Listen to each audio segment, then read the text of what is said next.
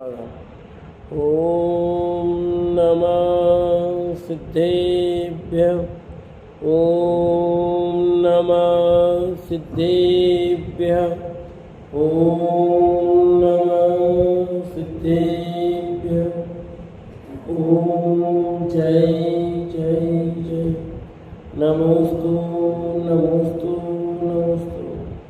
नमो अरिहन्ताणं नमो सिद्धाणं नमो ऐर्याणं नमो वज्रायाणं नमो वैष्णवसाणं। मंगलम भगवान वीरो मंगलम गौतमोगणी मंगलम कुंद कुंदारो जैन धर्मोस्तु मंगलम सर्वमंगलम मांगल्यम सर्वकल्याणकारकं प्रधानं सर्वधर्माणां जैनं जयतु शासनं जैनं जयतु शासनं जैनं जयतु शासनं। अरिहंत देव वंदे गुरुवंदे नगणनानव्यरायो धम्मदयामे वंदे कम्मककारणं शुद्धं। बोली जिनवाणी मात की जय। बोली सुती मात की जय।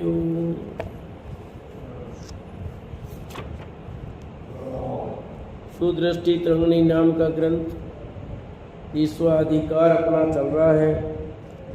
प्रश्न ये चल रहा था कि दया को उत्कृष्ट जानने से ही मोक्ष कैसे होगा, दया पालेंगे तो मोक्ष होगा, उसका उत्तर चल रहा है। कल बहुत सारी बात हो गई थी। पेज नंबर 409 पर अपन आ गए थे, आए थे। कौन सा पैराग्राफ है बताओ?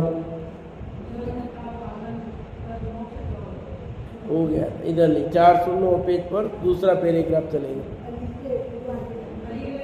परिग्रह का, हाँ यहाँ से चलना है। परिग्रह का संयोग होने के कारण ग्रस्त अवस्था में त्रस्त स्थावर जीवों की सभी प्रकार से दया नहीं पल पाती है।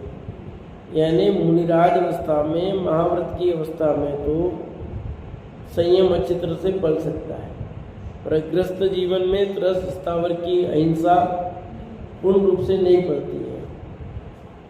लंगोट मात्र परिग्रह होने पर भी संपूर्ण दया नहीं पल पाती। चार लंगोटी की दुख पाले आया गया। कहते हैं कि लंगोट हो उतने मात्र परिग्रह से भी संपूर्ण दया नहीं कर सकते।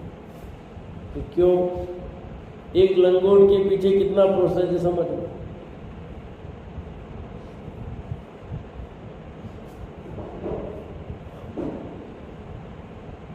तब फिर बहुत परिग्रह में तो कैसे बने?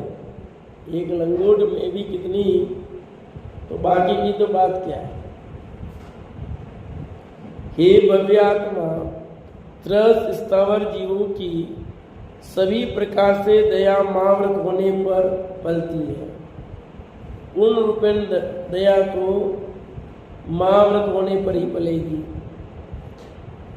क्योंकि महाव्रत होने पर ही त्रस्त और हिंसा स्थावर दोनों हिंसा का त्याग हो पाता है। अतः अब तुम भली भांति महाव्रत अंगीकार करो, समता भाव धारण कर, शुभ भाव धारण कर, त्रस्त स्थावर जीवों की रक्षा के लिए सभी जीवों के प्रति क्षमा भाव करके सभी को अभेदान दो। क्या करना? पूर्ण रूप से दया पालनी है तो महाव्रत अंगीकार करने पड़ेंगे। अणुव्रत में पूर्ण दया नहीं पड़ती, महाव्रत होने पर ही संपूर्ण दया पलती है। इसलिए यहाँ लिखा महाव्रत को अंगीकार करो, सभी को अभेदान दो, भय से मुक्त करो, त्रस्त स्थावर जीवों की रक्षा के लिए सभी जीवों के प्रति क्षमा भाव करो, तब तुम संपूर्ण दया के धारी होंगे। तब तुम संपूर्ण दया के धारी होंगे, इसके पहले नहीं हो सकती है। जिससे तुम्हें कर्मों का नवीन बंध नहीं होगा। पूर्ण अहिंसा का पालन करेंगे तो क्या होगा? नवीन कर्मों का बंध नहीं होगा। पहले अज्ञान अवस्था में इंद्रियों और शरीर को पुष्ट करने के लिए तुमने हिंसा कर पाप बांधे थे। अब इस शरीर से विविध तप करके पूर्वबद्ध कर्मों का नाश कर सभी कर्म नष्ट होने पर अविनाशी अखंड अनंत मोक्ष को प्राप्त करोगे। यह शोक उत्पन्न होने के बाद नष्ट नहीं होता है। अतः हे भव्य, ये तेरी अभिलाषा पूर्ण होगी। आचार्य ने ऐसा कहा है। क्या कहा आचार्य महाराज ने?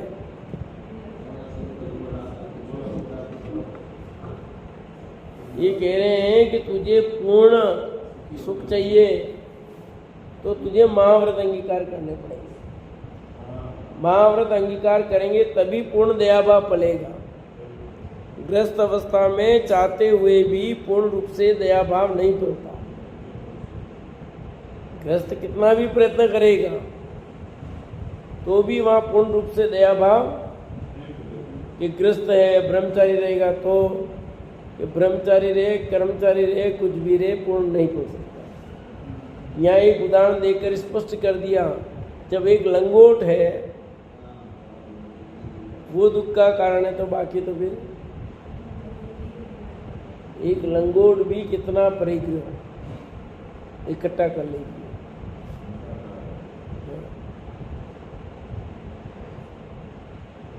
एक लंगोट रहने पर भी त्रस्त और हिंसा का पूर्ण रूप से त्याग नहीं संभव, ऐसा लिखा है।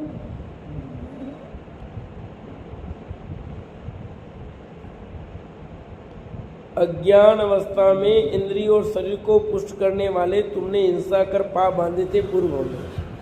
पूर्व में क्या किया आपने? कि पूर्व में आपने पाप बांधे हैं तो वर्तमान में भोगने पड़ेंगे कि नहीं?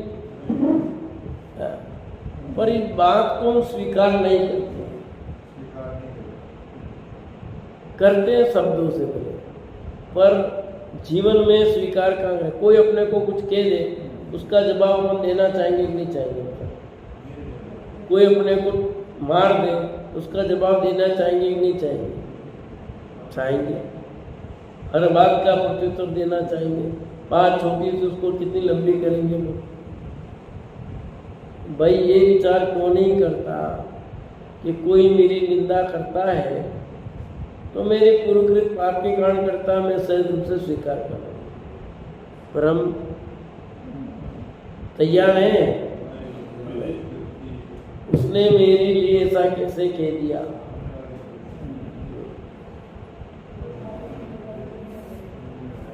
उसने मेरे लिए ऐसा कैसे कह दिया? तो पहले अज्ञान अवस्था में इंद्रिय और शरीर को पुष्ट करने के लिए तुमने हिंसा कर पाप बांधे थे। अब इस शरीर से विविध तप करके पूर्ववत कर्मों का नाश कर सभी कर्म नष्ट होने पर अविनाशी अखंड अनंत मोक्ष को प्राप्त करोगे। अब इस शरीर से क्या करो? विविध प्रकार के तप करो, पूर्ववत कर्मों का नाश करो और सभी कर्मों को नष्ट करके अविनाशी अखंड अनंत मोक्ष की प्राप्ति करो। तो क्या होगा? यह सुख उत्पन्न होने के बाद नष्ट नहीं होता। यह सुख उत्पन्न हो गया तो फिर क्या होगा? नष्ट नहीं होता। अतः भव्य, ये तेरी अभिलाषा पूर्ण होगी। आचार्य ने ऐसा कहा है। ये क्या कहा है? आचार्य ने ऐसा कहा है, हम नहीं कह रहे हैं। देखो अज्ञानता में लोग क्या क्या कहते हैं, क्या क्या पता ही नहीं, कुछ पता नहीं। जैसे अभी पढ़ रहा था मैं समाचार, तो भील प्रदेश की मांग चल रही है ना? तो वो कहते हैं कि हम हिंदू नहीं हैं। जो भील प्रदेश की मांग कर रहे हैं वो कहते हैं कि हम मीणा भील नहीं, हम हिंदू नहीं हैं, इसलिए हम कह रहे हैं कि कोई भी अब मंगलसूत्र नहीं पहनेगा। आदिवासी महिला मंगलसूत्र नहीं पहने, मांग नहीं लगावे, व्रत उपवास नहीं करे, अपन हिंदू है ही नहीं, अपने व्रत उपवास नहीं करने। अखबार पढ़ लो। अभी यहाँ किससे जोड़ रहे हैं हम? पता तो है नहीं जीव को कोई। तुम भील हो या नहीं, पहले ये देखो। तुम जैन हो भी न, तुम भील हो न, जैन हो न, ब्राह्मण हो न, हिंदू हो न, मुस्लिम हो न, सिख हो न, ईसाई हो क्या तुम? ये तय करो पहले। तो मैं तो एक आत्मा हूं, मैं जीव हूं, न मैं भील हूं, न मैं राजस्थानी हूं, न गुजराती हूं, न मराठी हूं। मैं सबसे पहले भारतीय हूं ना। ऐसे सबसे पहले क्या हूं मैं? जीव हूं। अपने को जीव मानो तो सब झंझट ही खत्म है। पर जीव इस बात को तो स्वीकार करता नहीं है और अपनी अपनी रोटियां सेक रहे हैं। कितना कर्म बांधेगा जीव? ये उसको ये समझ में नहीं आ रहा है कि मैं तो जीव हूं। अब क्यों प्रदेश वाला कैसे मैं ये हूं? अभी मरकर अन्य किसी पैदा हो जाओगे तो क्या होंगे? पता ही नहीं है। आचार्य भगवंत कहते हैं कि अनंत सुख और मोक्ष की प्राप्ति चाहिए तो तुझे ये सब भूलना पड़ेगा। तुझे जो भी मिला है, जैसा भी हो रहा, पूर्वकृत कर्मों का फल है, ऐसा स्वीकार कर। गुरु की आज्ञा सुनकर शिष्य भी महाविनय से उल्लास पूर्वक ऐसा विचार करता है कि आज का दिन धन्य है। क्या विचार करता है? आज का दिन धन्य है। आज गुरु ने मुझे ऐसा उपाय बताया है जिससे मेरे पूर्वकृत पाप नष्ट हो जाएंगे। आज गुरु ने वो उपाय बता दिया मुझे कि मेरे जन्म जन्म के बंधे हुए पाप कट जाएंगे। जन्म जन्मांतर के पाप सब कट जाएंगे। जन्म जन्मांतर के पाप सब कट जाएंगे। कोई चिंता करने की जरूरत नहीं। सर्व कर्म रहित निरंजन पद केवल ज्ञान सहित अव्यवहार सुख के स्थान बुद्ध सिद्ध पद की प्राप्ति हो जाएगी। गुरु ने वह उपदेश दिया है। उस उपदेश को स्वीकार करने से, उस सच्चाई को स्वीकार करने से, श्रद्धान करने से, आचरण करने से क्या होने वाला है? मेरे पूर्व के बने हुए कर्म भी नष्ट हो जाएंगे। सर्व कर्म रहित हो जाऊंगा, निरंजन हो जाऊंगा, केवल ज्ञान सहित हो जाऊंगा, अव्यवहार सुख सहित हो जाऊंगा, निरावास सुख सहित हो जाऊंगा, सिद्ध पद की प्राप्ति हो जाएगी। अब तो श्री गुरु के प्रसाद से मैं मोक्ष को पाऊंगा। श्री गुरु के प्रसाद से मोक्ष पाएगा कि अपने पुरुषार्थ से पाएगा? तो भाई भाषा सकते नहीं, श्री गुरु के प्रसाद से। क्योंकि गुरु ने तो मार्ग बताया ना। गुरु नहीं होते तो ये मार्ग कौन बताता? इसलिए तो कवि ने लिखा, गुरु गोविंद हो खड़े लाके लागू पाए, बलिहारी गुरु आपने गोविंद दियो। गोविंद दियो तर भगवान बनने का मार्ग बता दिया आपने, मोक्ष प्राप्ति का मार्ग बता दिया। वे गुरु धन्य धन्य। जिसने मुक्ति का मार्ग बता दिया वो धन्य है कि नहीं? उसकी कीमत कौन चुकाएगा भैया? समझ में आता है कि नहीं? गुरु तो महान उपकारी हो, महान उपकारी हो। गुरु के प्रसाद से मैं मोक्ष को पाऊंगा। क्या पाऊंगा?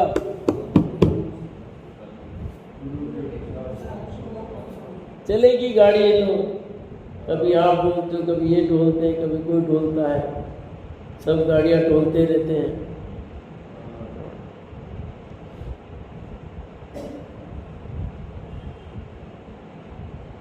ये उपकार गुरु का है ये गुरु वांछित सुख देने के लिए कल्प वृक्ष के समान मान है। गुरु की महिमा गा रहे हैं। गुरु कैसे हैं?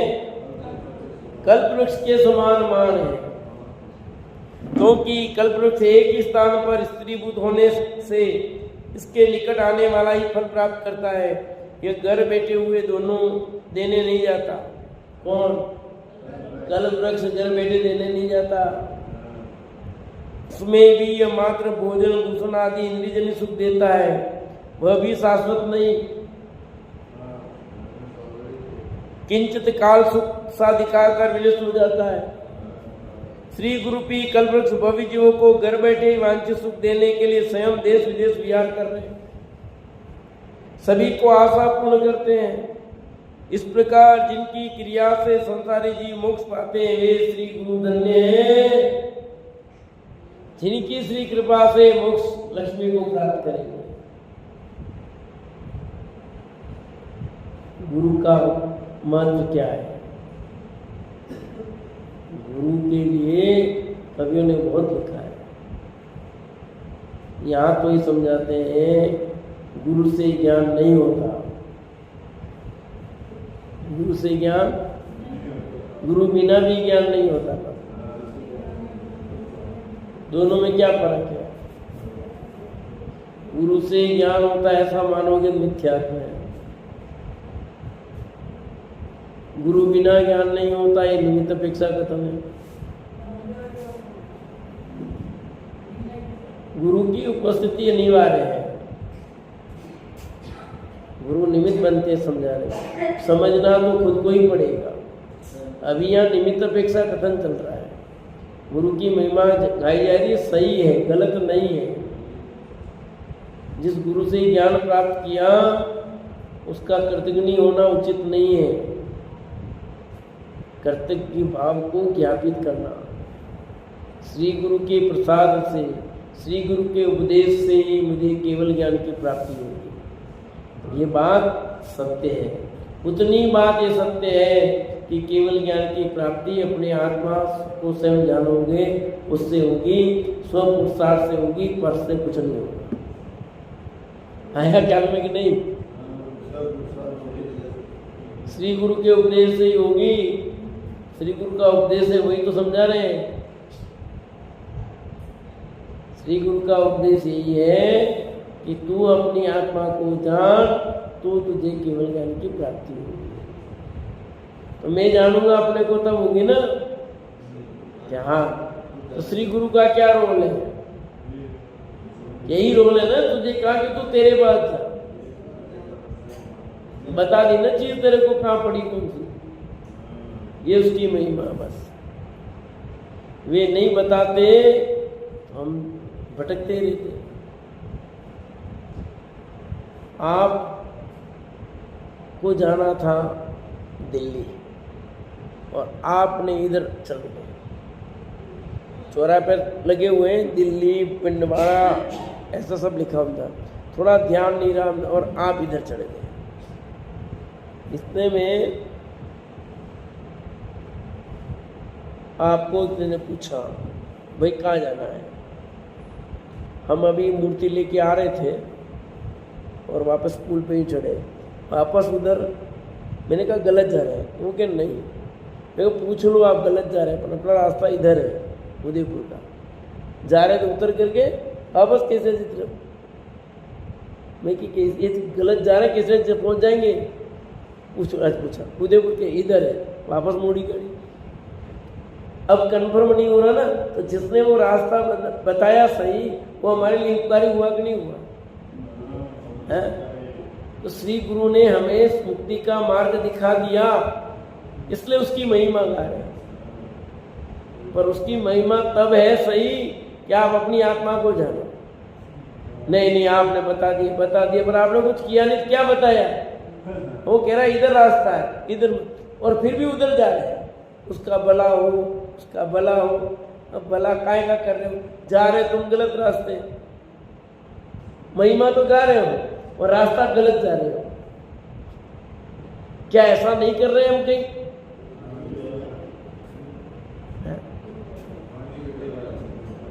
क्या ऐसा हम नहीं कर रहे हैं क्या? नहीं नहीं, कोई दिक्कत नहीं है, आप लेते रहो, जागते भी रहो और बीच बीच में बोलते भी रहो, तो काम चलेगा। रास्ता जो बताया है उस रास्ते पे जा नहीं रहे हो और उनका महिमा गा रहे हो, उसकी महिमा गाने से क्या मतलब? वो गुरु भी कहेगा तुम्हारे हमारी महिमा गाने से क्या मतलब? तो पता है वैसा तो कर ही नहीं रहे हो। ऐसे अनंत सिद्ध आचार्य उपाध्याय साधु, इन्होंने जो हमें रास्ता बताया है उस रास्ते पर तो चल ही नहीं रहे ना, इनकी महिमा गा रहे हैं। ऐसी महिमा, अभी हम झूठी महिमा कर रहे हैं, पता ही नहीं है।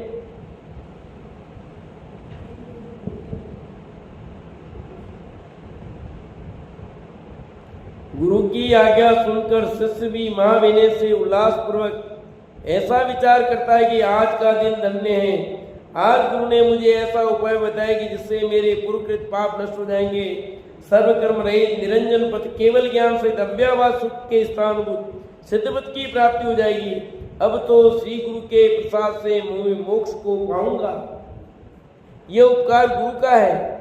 ये गुरु वांछित सुख देने के लिए कल्पवृक्ष के समान मान है, क्योंकि कल्पवृक्ष एक ही स्थान पर स्त्रीभूत होने के से इसके निकट आने वाला ही फल प्राप्त करता है। यह घर बैठे हुए को देने नहीं जाता, उसमें भी यह मात्र भोजन भूषण आदि इंद्रियजनित सुख देता है। कौन? कल्पवृक्ष। वह भी शाश्वत नहीं, थोड़ी देर का, किंचित काल सुख सा दिखाकर विनष्ट हो जाता है। श्री गुरु रूपी कल्पवृक्ष तो क्या है? भव्य जीवों को घर बैठे ही वांछित सुख देने के लिए स्वयं देश विदेश में विहार कर रहे हैं। हो रहा है कि नहीं? सभी की आशाएं पूर्ण करते हैं। इस प्रकार जिनकी क्रिया से संसारी जीव मोक्ष पाते हैं वे श्री गुरु धन्य हैं। इस प्रकार विविध रूपों में गुरु की महिमा करके बाद में शिष्य गुरु के द्वारा बताए गए अनेक तपों को तप कर समस्त कर्म नष्ट कर मोक्ष रानी का पति होता है। गुरु की महिमा गाई, फिर गुरु ने जैसा बताया वैसा करने लगा, उसका काम। इस प्रकार दया सुख कारक है। ऐसे विचार से श्रद्धान दृढ़ होता है। ऐसे विचार से क्या होता है? श्रद्धान दृढ़ होता है। अतः प्रथम जानना होता है। अतः प्रथम क्या होता है? जानना। जानोगे तो श्रद्धान करोगे, और जानोगे श्रद्धान करोगे तो आचरण करोगे। बाद में जानी गई वस्तु का दृढ़ श्रद्धान होता है। श्रद्धान होने पर कष्ट सहकर भी अपने हित का कार्य करता ही करता है। क्या लिखा? पहले जानना, जानो, श्रद्धान करो, फिर आचरण करो। हम उल्टा चल रहे हैं। पहले आचरण करो, आचरण तो है नहीं, आचरण तो है नहीं, ज्ञान श्रद्धान तो है नहीं। कौन सी है कि मैं तो 10वीं प्रतिमाधारी हूँ, मैं दूसरी प्रतिमाधारी हूँ, मैं 7वीं प्रतिमाधारी हूँ। बिल्कुल सही बात, अच्छी बात है। अब 7वीं प्रतिमा का क्या स्वरूप है पता है? तुमने एक छोटी सी चीज पकड़ ली और अपने को 7वीं प्रतिमाधारी मान लिया। दूसरी प्रतिमाधारियों पर दूसरी प्रतिमा का स्वरूप क्या है पता है? न अध्ययन है, न मनन है, न चिंतन है, न कुछ विचार है। बस ले लो प्रतिमा, ले ली। क्या करना है? ये करना है। क्या करना है कि आपको ऐसे खाना है बस। अब सही शुद्ध खाने का नाम प्रतिमा हो गया। ब्रह्मचर्य से रहना 7वीं प्रतिमा हो गया। 7वीं प्रतिमा कौन सी? कि ब्रह्मचर्य। नाम कईयों को तो नाम भी पता नहीं है, उसको नाम पता भी है और असली स्वरूप पता नहीं है। वो बाहर का थोड़ा बहुत पता देखा देखी करते और समझ लेते कि हो गया। तो श्री गुरु ने जो मार्ग बताया है उसको सही ढंग से समझो, उसको विचार करो कि क्या स्वरूप है भैया। इसलिए यहाँ लिखा पहले जानो, जान के श्रद्धान करो और श्रद्धान करके आचरण करो। अब जानना तो है ही नहीं, अपने को पता ही नहीं है। अपन तो वो वाली बात कहते हैं, आम खाने से मतलब आम गिनने से क्या मतलब, बस एक डायलॉग पकड़ लिया है। हाँ, तुम्हारे आम खाने से मतलब आम गिनने से मतलब, भैया आम खाने से भी मतलब है और आम गिनने से भी मतलब है, क्या नहीं है?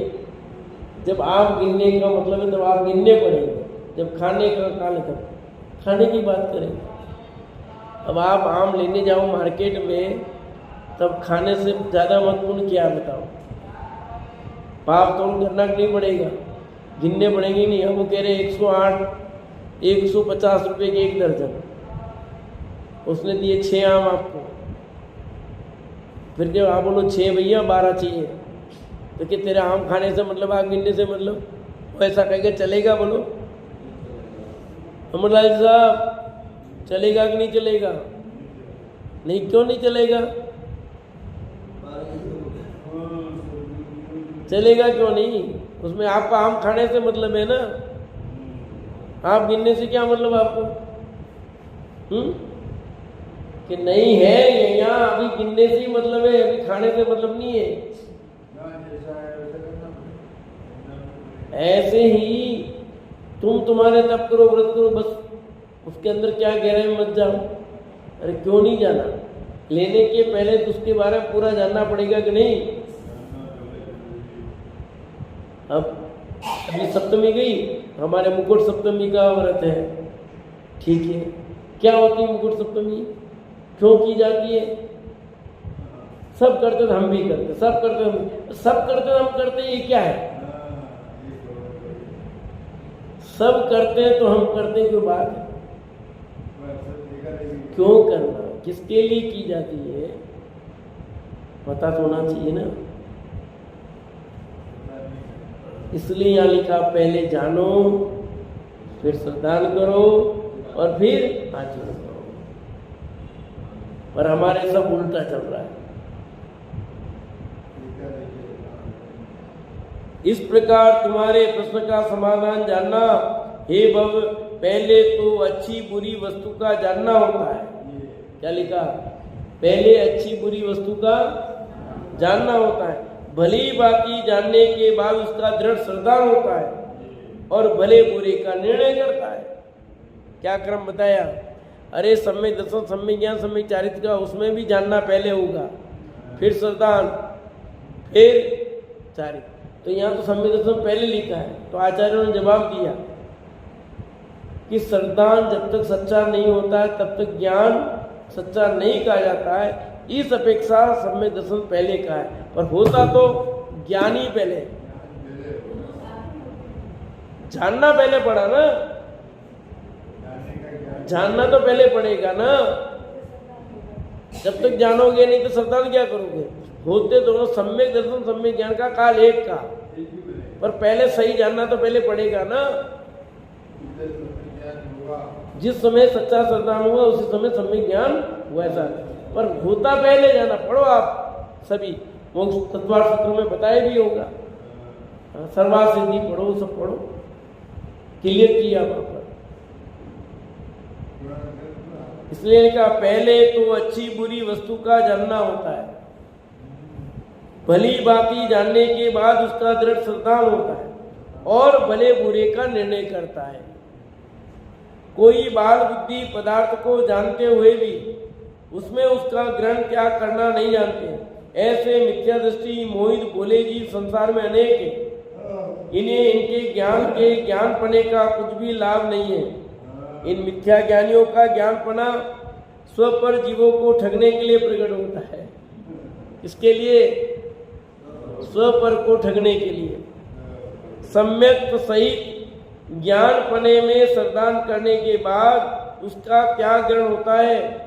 वह अपने भले योग्य हितकारी परभव में सुखकारी पदार्थ को ग्रहण करता है और इस परभव में दुखकारक पाबंद करने वाले परंपरा से दुख में पदार्थों का त्याग करता है। निर्णय करो पहले।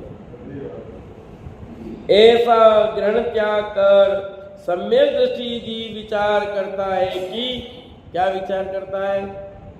धर्म के सभी अंगों में एक दया भाव मुख्य धर्म है अब निष्कर्ष की ओर आ गए हैं। क्या निकाला निष्कर्ष? इस धर्म के सभी अंगों में एक दया भाव मुख्य धर्म है। अहिंसा परमो धर्म। 5 पापों में मुख्य पाप कौन है? हिंसा। बाकी तो सब उसके उदाहरण है, झूठ, चोरी, कुशिल, परिग्रह। ऐसे सब में प्रमुख कौन है? अहिंसा। बाकी तो उसके उदाहरण है।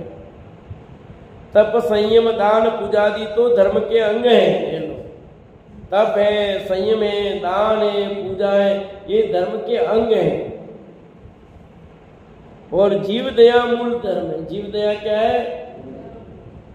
इस जीव दया पालन के लिए अन्य धर्म है, जिसने हिंसा के कारणभूत राज्य गृहारंभ छोड़कर अपने तन संबंधी भोगों के प्रति महत्भाव छोड़कर मोह का त्याग कर शरीर से नग्न होकर समस्त सटकाई जीवों को सुख देने के लिए यति का पद धारण किया है। वे संपूर्ण जीवों की रक्षा कर जगत कुछ सिद्ध पद को प्राप्त कर मोक्ष स्थान में अखंड सुखी होते हैं। इस प्रकार यह बात सिद्ध हुई कि दया ही धर्म है, दया के बिना धर्म कहना व्यर्थ है। क्या लिखा? दया के बिना धर्म कहना। दया धर्म का मूल है भाई। अहिंसा प्रमुख धर्म।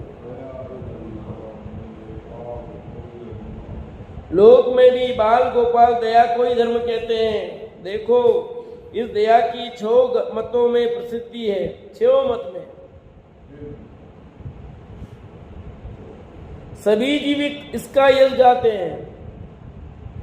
गाते कि नहीं गाते? सब में है। अज्ञानी रंक भूखा भी ऐसा कहता कि हम भूखे हैं। कोई दया धर्म का धारक हो तो हमारे ऊपर दया कर हमारा दुख मिटाओ। ए भाई, रोटी दे दे, दया कर, धर्म होगा। कहते नहीं आते तो थारो धर्म रहेगा, दया करो, दया करो, धर्म होगा। वो अज्ञानी वो भी कहता है हम पर दया करो, थोड़ी तो दया करो। ट्रेन में देखो, बस में देखो, सड़कों पर देखो,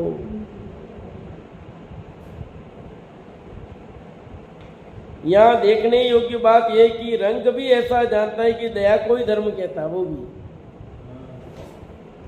तब फिर विवेकी तो दया में धर्म कहेंगे ही। इस प्रकार ऐसा जानना कि दया ही धर्म है। जिनेश्वर ने भी स्थान स्थान पर दया को ही धर्म कहा है। ऐसा विचार कर धर्म एक दया ही का निश्चय करना। इसलिए धर्म का क्या करना? एक दया का निश्चय करना। स्वदया और परदया दोनों होनी चाहिए। स्वदया नहीं पालता वो परदया क्या पालेगा? जिसको अपने पर ही दया नहीं आ रही, दूसरों पर क्या करे? अपने पर दया करो। आती है अपने पर दया? क्या आती है? अपने पर दया आती है तो क्या करते समझ आता है? अपना नलगन प्रवृत्ति नहीं करेंगे, अपने पर ही दया नहीं कि मेरा क्या। कितनी धमाल चौकड़ी कर रहे हैं, सब लगे हुए धमाल चौकड़ी में। किसके लिए? अपना पर दया नहीं होने के कारण लग रहा है कि हम अपने लिए बहुत अच्छा कर रहे हैं। हाँ जी मोहन देवी जी, क्या कर रहे हो? दया कर रहे हो? क्या दया कर रहे हो अपने पर? बोलो। दया नहीं कर रहे हो अपने पर, अदया कर रहे हो आप। ये अदया है, ये अदया है, दया नहीं है। दया किसको कहते हैं पता ही नहीं। अपने पर दया करेंगे कुछ बात अलग होगी। हम सब अपने पर दया नहीं करते। धमाल चौकड़ी मचा रखी है अपन ने सब ने। सुबह से उठेंगे, नहाए धोएंगे, खाएंगे पिएंगे, इसमें लगेंगे उसमें लगेंगे। ठीक है, थोड़ी देर मंदिर जाए, पूजा की, प्रसंग सुन लिया, बस ये इतना सा होता। बाकी अंदर से तो परिणति बदली नहीं है। अंदर की परिणति तो चेंज कोई अभी कुछ कह दे तो 1 सेकंड लगेगा। चाहे आप हो मैं हूं, सबकी बात कर रहे। अपने को कोई कह दे कुछ, उसने मुझे ऐसे कह दिया, अंदर से भर जाएंगे नहीं भर जाएंगे। तो ये अपन ने क्या सुना, फिर नहीं सुन पाए। सुना नहीं सुना बराबर है। हाँ, अपना इतना जरूर फर्क है सुनने से। एक बार आक्रोश आ भी जाता है, पर टेम्परेचर बहुत जल्दी डाउन होकर के फिर उसके प्रति कसाय भाव नहीं पाते। अरे आ गया पर ये ठीक नहीं हुआ, ये सुनने का फल है। जो सुनता नहीं है वो ऐसा नहीं मानता। अपने आपने मान लो कि मुझे कुछ कह दिया, मुझे आपके प्रति गुस्सा आ गया, पर फिर भी अरे यार मैंने ठीक नहीं किया, अच्छी बात नहीं, बोल लेंगे चालेंगे। पर नहीं तो दूसरा कसाय पाल के बैठेगा, नहीं बोलना, ऐसा करना, वो करना है कि नहीं। ये जिनवाणी सुनने का फल आ रहा, नहीं आया ऐसा नहीं है। आ रहा है कि नहीं आ रहा बताओ। आक्रोश भी आता है क्योंकि अपनी तैयारी नहीं है। अब उसमें न पंडित जी दिखेंगे, न कोई साधन में दिखे, कुछ नहीं। उसने कुछ कहा मतलब अपना पावर हाई। फिर बाद में अरे यार अपन सुनते हैं, अपन ऐसा करेंगे, चेंज मारा थोड़ा सा। क्यों? सुन रहा इसलिए। और नहीं सुनता तो मैं पंडित जी वंडित जी या साधन में वादन में कुछ नहीं समझता हूँ, मैं मिलने वाले से कुछ समझता हूँ। आपने कहा तो ऐसा क्यों कहा, फिर पावर में उतरेगा नहीं ना। होता कि नहीं होता सर? ये हो जाता। हाँ हाँ बिल्कुल, सुनने में फायदा है। हाँ, क्योंकि आपको रखेगा ही तभी जब आपने कुछ कर्म किए होंगे पूर्व में खोटे, तो ही मारेगा। बिना आपके कुछ अपराध किए तो कोई आपका नुकसान पहुंचा ही नहीं सकता है। आपके जब एक डॉक्टर के घर से 1 करोड़ की चोरी हो गई, ठीक है, उसके हाथीन वाथीन बढ़िया महंगे महंगे सब थे, वो सब ले गया। कौन ले गया? उनकी गाड़ी का ड्राइवर। सुनिए, तो गए क्यों? ऐसा तो नुकसान नहीं हुआ है। कहीं न कहीं चोरी का माल कुछ न कुछ, इसमें आपको लगता है कुछ नहीं, पर कोई भी कहीं हुआ है, किसने मुझे थप्पड़ मारी है, इसका मतलब मैंने पूर्व में कोई दोष किया तभी है। मुझे को किसने गाली दी है, तो मैंने कभी गाली दी होगी, कुछ न कुछ किया है, और नहीं किया तो चढ़ गया उस पर कर्जा, और उसने मारा उसका कर्जा तो चढ़ाई ही वापस अपने।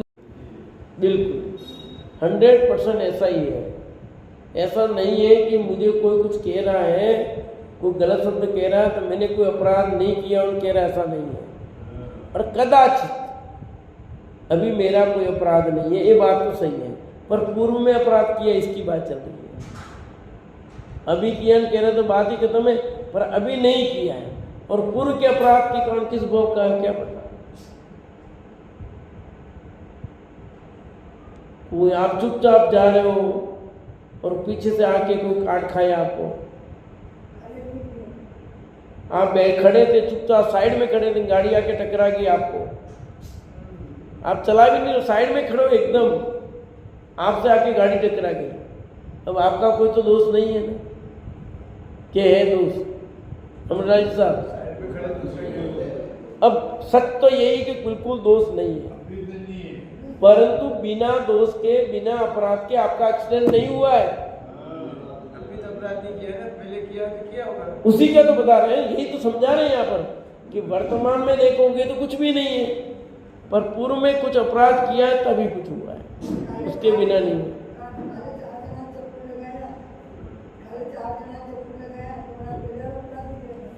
पहले का ही है आपका, अभी का कुछ नहीं, जो कुछ भी है पहले का है, हिसाब होगा ही होगा। इसलिए यहाँ लिखा है, जिनेश्वर देव ने भी स्थान स्थान पर दया को ही धर्म का है, ऐसा विचार कर धर्म एक दया का ही निश्चय करना। दया करनी कि नहीं करनी ये तय करो। चलो किस पर? अपने पर ही कि दूसरों पर भी? दूसरों पर ही कि अपने पर भी? दोनों पर करनी है।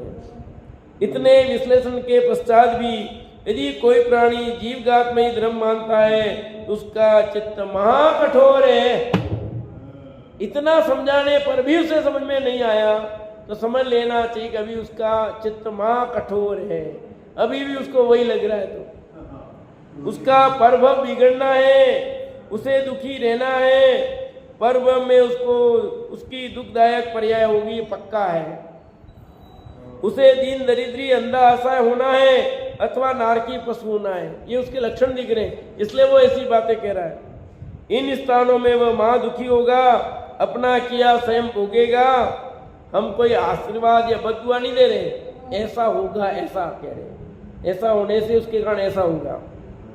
उसके श्रद्धान का वही जाने, परंतु हमने तो ये उचित ही कहा कि धर्म एक दया भाव है। अतः जिसे परम सुख की इच्छा हो वह धर्मात्मा सभी जीवों पर क्षमा भाव धारण कर षडकाई जीवों को अभेदान दे। अधिक कहने से क्या, ऐसा अवसर पुनः मिलना कठिन है। ये अवसर आया है, ये सुंदर पर्याय मिली है, ऐसा मानव भव मिला और ऐसे सुंदर मानव भव मिलने पर तू षडकाई की रक्षा नहीं कर पाता है तो समझ लेना फिर तेरे भव में रखड़ना निश्चित हो रहा भैया। अब भव